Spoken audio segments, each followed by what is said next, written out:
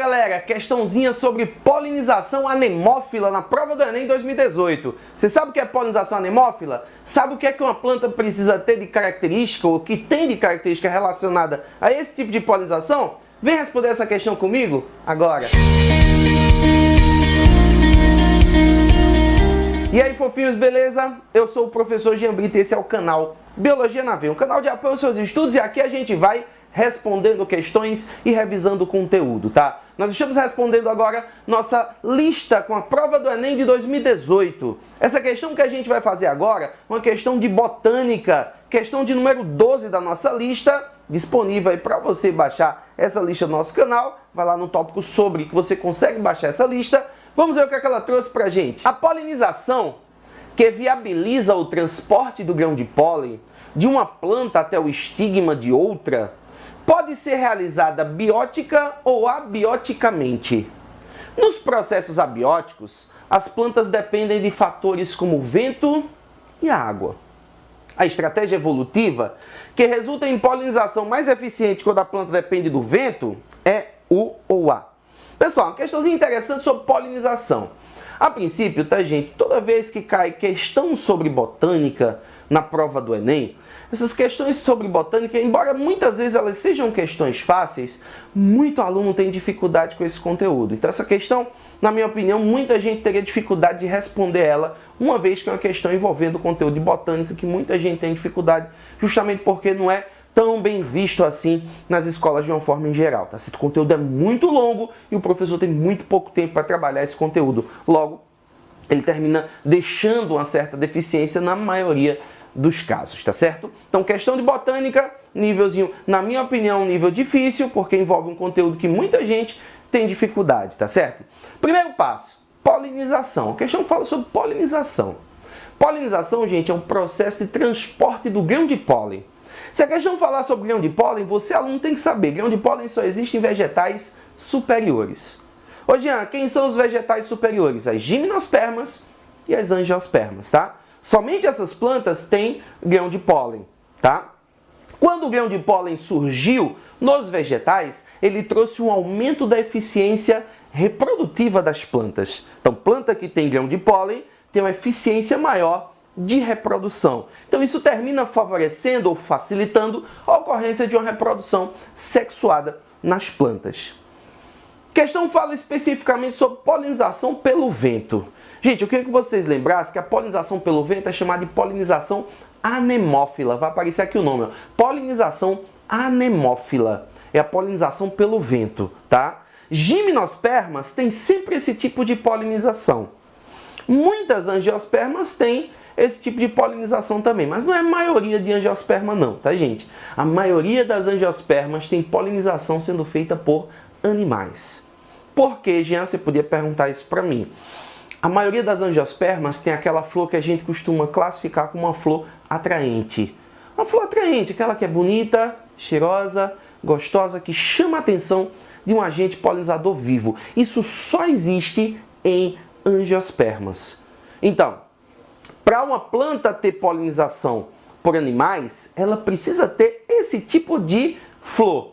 A flor atraente, uma flor que chama a atenção pelo visual, então tem pétalas, tem sépalas, chama a atenção pelo cheiro, né, tem glândulas odoríferas, chama a atenção pelo alimento que está ali disponível também, então ela vai ter produção de néctar, capacidade de produção de um açúcar que vai atrair o agente polinizador, é o alimento ali disponível. Então, se a questão pedisse característica de planta para ser polinizada por animais, você ia buscar uma dessas que eu acabei de comentar que faz a flor ser atraente. Tá?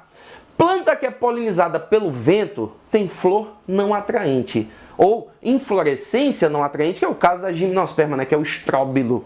É uma estrutura não atraente. Então, se é polinizado pelo vento, não é bonita, então não tem pétala, não tem sépala. Não é cheirosa, então não produz odor, não tem glândulas odoríferas. Não é gostosa, então não produz néctar. Não é bonito, não é cheiroso, não é gostoso, não atrai um animal. Vai ser polinizado pelo vento. Então, não precisa ter atração visual, nem precisa ter cheiro, nem precisa ter alimento ali disponível para o vento incidir sobre a planta. Então, polinização pelo vento, característica da planta, flor ou estrutura de reprodução não atraente. E um outro detalhe, tá, gente? Como a polinização pelo vento, ela acontece com mais dificuldade, né? Porque o vento vai jogar o pólen no ar e o pólen tem que cair exatamente na parte feminina da planta. Como isso é algo que tem menos chance de ocorrer, o que é que acontece? A planta vai compensar apresentando uma superprodução de pólen. Outra característica que a gente poderia buscar para a polinização animófila seria o pistilo ou carpelo, né, com aquela parte de estigma mais largo, um estigma plumoso, por exemplo. Outra característica de planta que é polinizada pelo vento, grãos de pólen com expansões aladas. As expansões aladas são sacos aéreos que ajudam o grão de pólen a planar, a ser levado pelo vento. A gente vai buscar isso nas alternativas, beleza? Vamos lá dar uma observada agora. Essa letra A, gente, que fala sobre diminuição do cálice, não pode ser, porque o cálice é o conjunto de sépalas. E se a flor ela tem sépalas, mesmo que seja uma sépala pequena, mesmo assim isso termina caracterizando uma flor atraente, né? E a gente está buscando característica de planta que é polinizada pelo vento. Letra B, alongamento do ovário. Gente, o ovário é a estrutura que vai dar origem ao fruto, né? Não precisa ser uma estrutura alongada para poder ter polinização pelo vento, né? Normalmente você buscar estigma mais largo, aí sim, estigma plumoso, poderia ser também, tá? Grão de pólen mais leve, superprodução de pólen, tudo é característica típica que a gente esperaria aí, tá?